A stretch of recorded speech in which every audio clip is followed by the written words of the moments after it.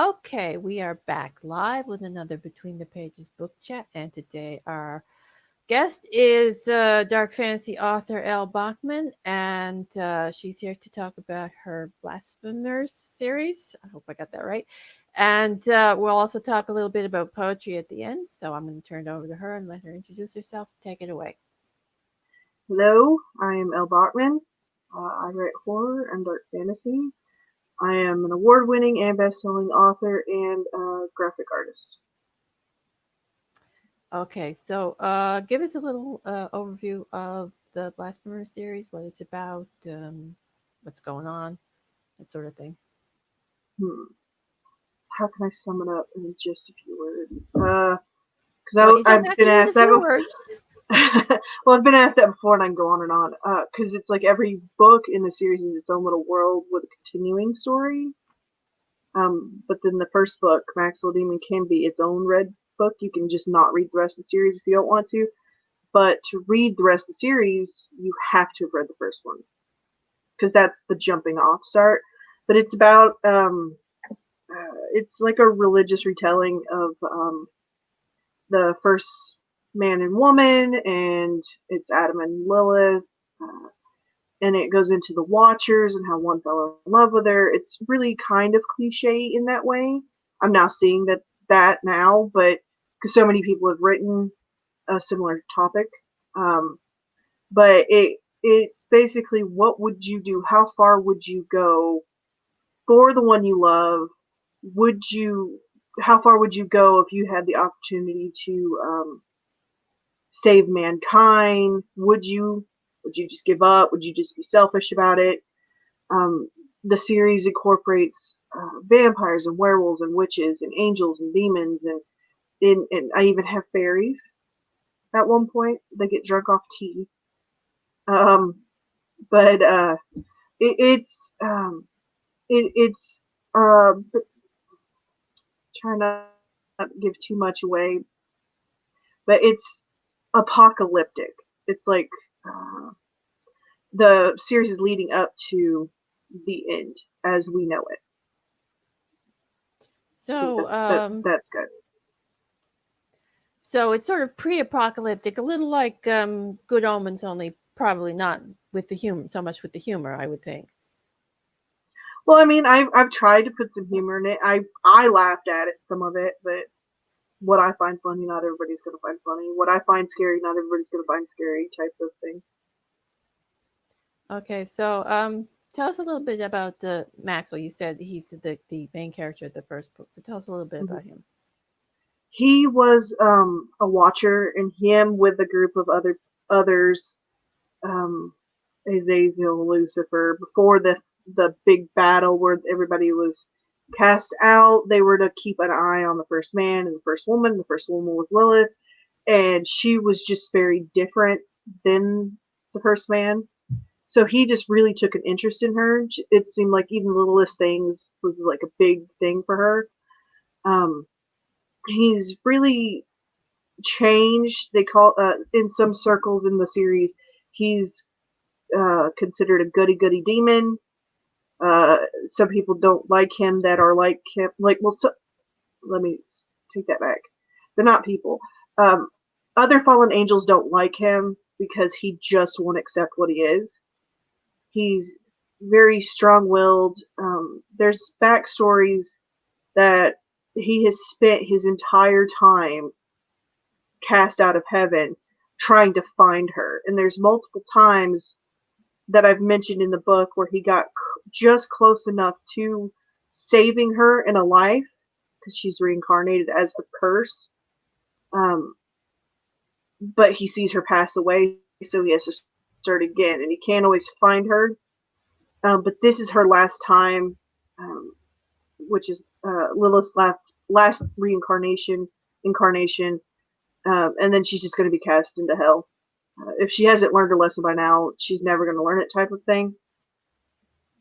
But he's they call him the Redeemer because he's trying to save man. So it's a lot of back and forth, and he stays on his own for a long time. Would you say that some of the plot and the character revolves around obsession? Perhaps. I mean, for him, it was. No, I think you're pretty accurate on that. Actually, when I think about it, for him, that was all he had. He had a family with her, and he wasn't. He had already been cast out when he found out his kids were gone, and he knew because he'd been cast out, he'd never see him again. So it was like an obsession in a way to get to her, to redeem all of mankind, so that he could then in some way prove to God that he was not bad. Bad decisions were made, but for him, he wasn't bad. And he just wanted to see his kids again, see his family. Okay, so he and Lilith had a relationship, did they? Hmm. They had children, and I explained in the book that because of the Nephilim, in the Bible, the Nephilim are described as greater than man, more dangerous, different in different ways of in different books when they're described, giants among men. Um, I explained that as the Nephilim were mutations because the union of angels and humans were not supposed to happen. So they created vampires and other angels. I explained when they coupled, they had the werewolves. They had the other cryptid beings that we know of that are legendary. But that was my way of introducing that into this world because of the series. I started it character developing when I was a kid, and I was super into certain werewolves and vampires and Interview with a Vampire and just really good movies from my childhood. And I wanted a world where I basically encompassed all of that. So that was my way of introducing those into my story. Okay, well, that sounds like an interesting twist on the mythology. So tell us a little bit about Lilith.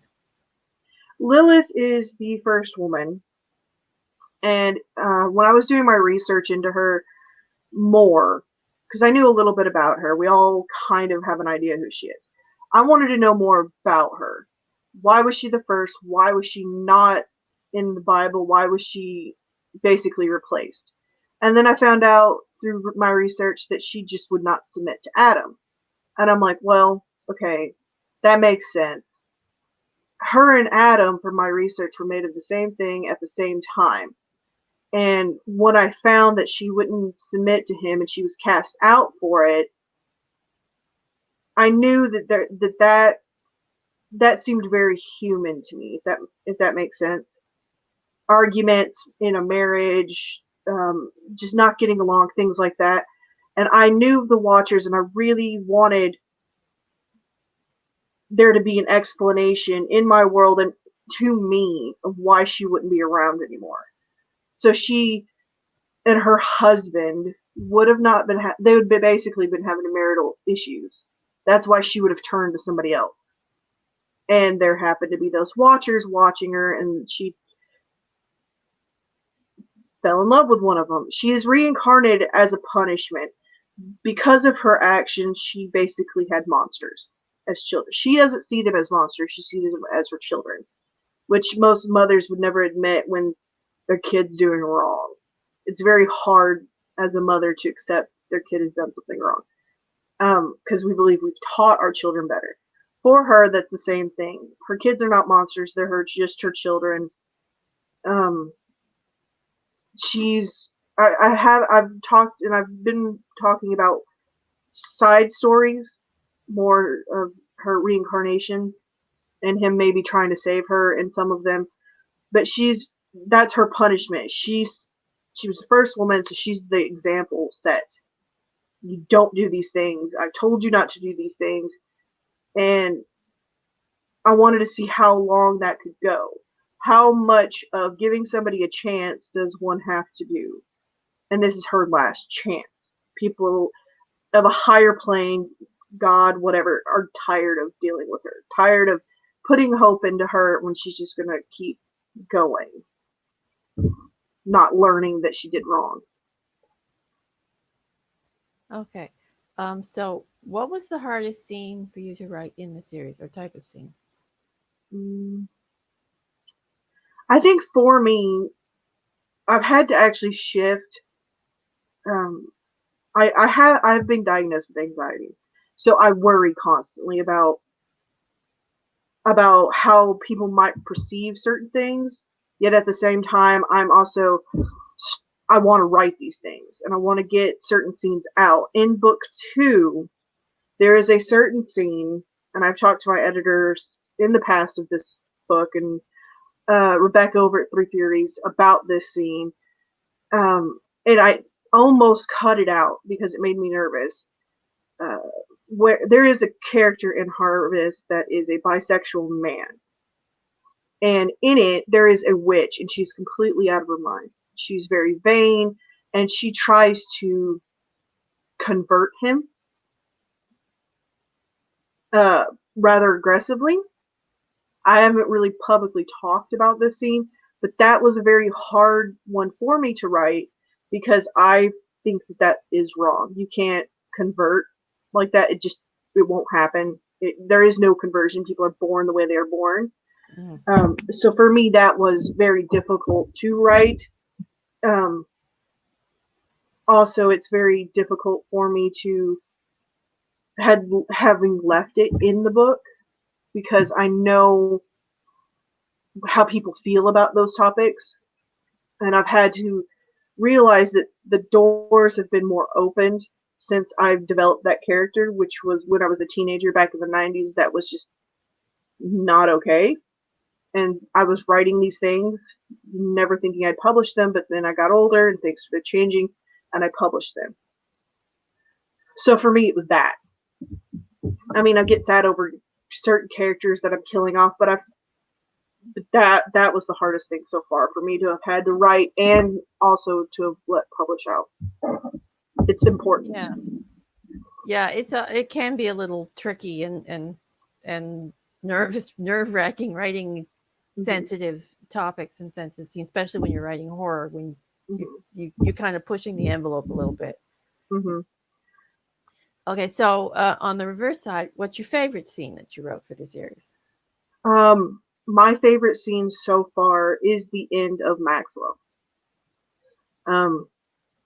I know a lot of writers joke about their characters speaking to them or certain scenes affecting them. The end of Maxwell, I struggled so bad with it because I knew what I wanted to write, but I didn't know how to get there from A to B.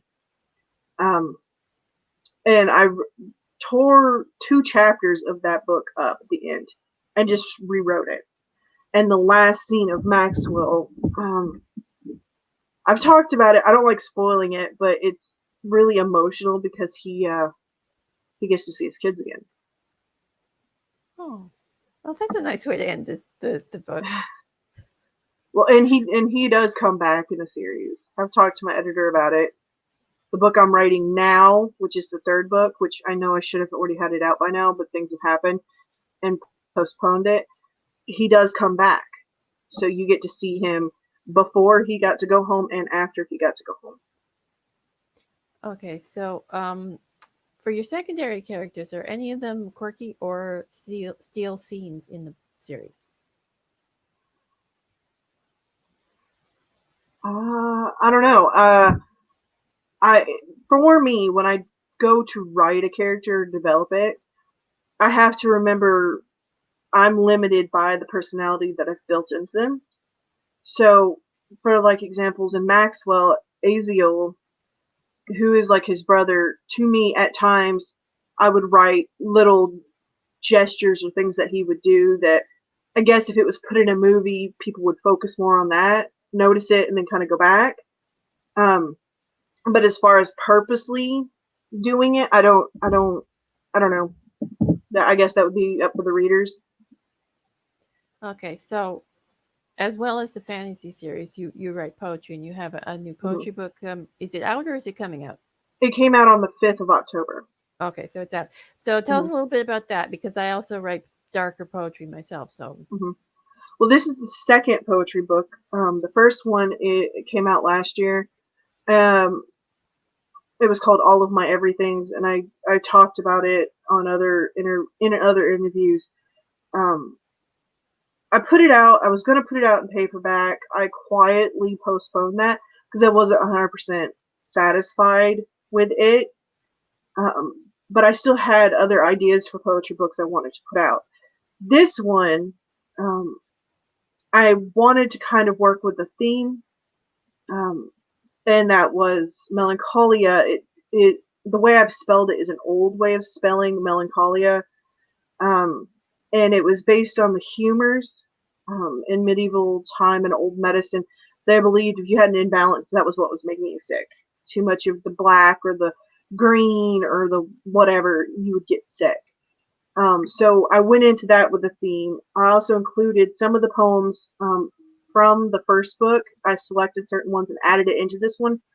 And then I also included with this earlier this year. I took the Nanpo Write-Mo challenge, and I was like, what am I going to do? I have like 31 poems now that are just going to sit on the internet. I need to put them all somewhere. So I put all that in there too. These poems, I never really mean to write anything dark. It just comes out that way. It's just the way I write it. Just like with my novels and Maxwell and my short story Human Ouija, I don't intend to write it a certain way. It just comes out that way. But Melancholia came out on the 5th of October, like I've already said, and it's got a lot more hope. I want to say hope because that's how I feel these poems reflect. But I'm sure a reader's going to look at it and be like, wow, she's really messed up.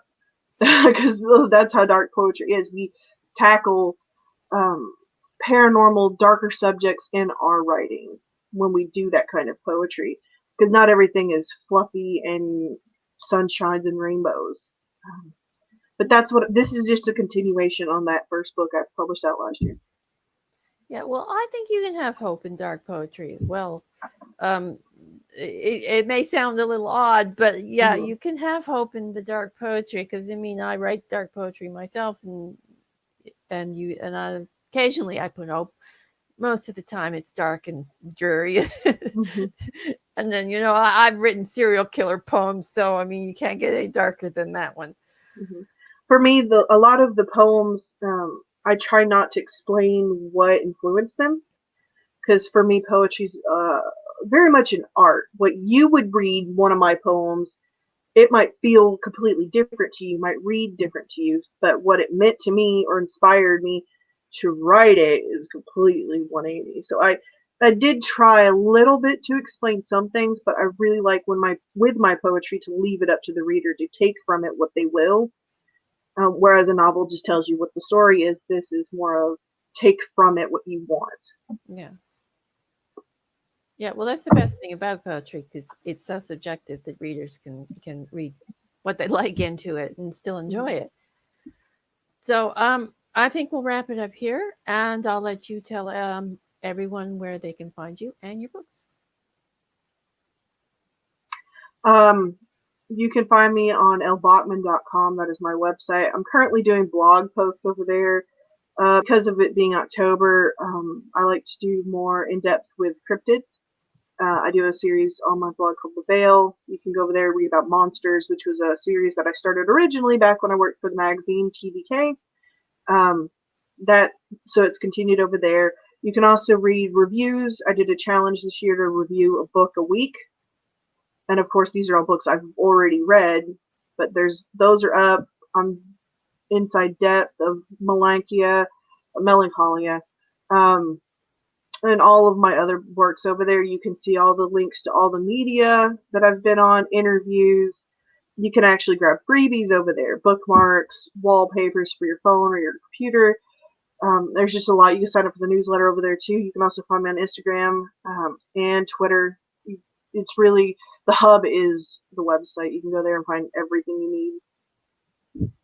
Okay, so thank you for being here. It was a pleasure chatting with you, and your Oh, book thank you. series sounds fascinating. And Between the Pages book chat, we'll be back next weekend with two more authors, and we'll see you then. So, bye for now.